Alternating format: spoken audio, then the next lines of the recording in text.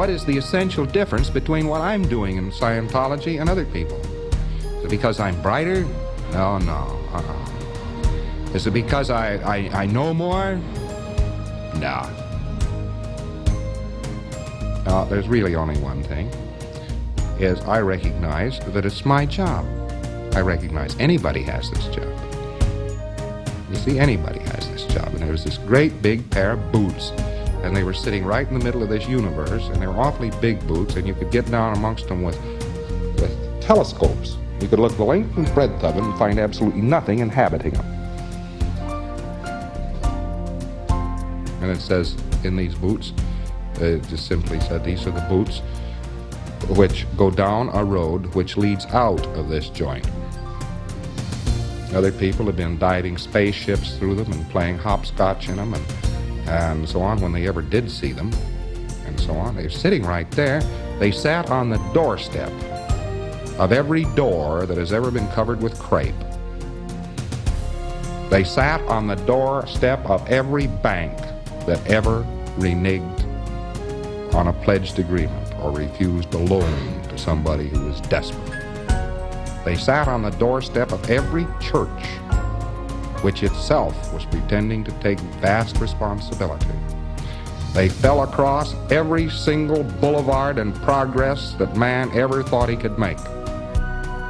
He could go ahead and take responsibility for destroying culture, but not for helping a single individual in it. Oh, fascinating. Wow, those boots. So you look at those boots, and they weren't even big boots. They were little boots, little kids' boots.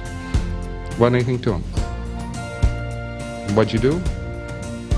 You just threw some space off that thing, that's all. I mean, you narrowed the space down to the universe of one man.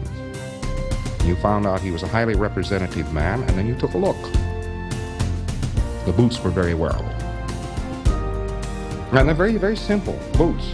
But what do you know? These boots have a catch to them. They aren't just one man's boots. They were every man's boots. And because I essayed to take a few steps in them and square them around and find out where the road was and what leather they were made out of, didn't absolve a single individual who cared to benefit from those boots from wearing them. And that is the grimmest joke of all.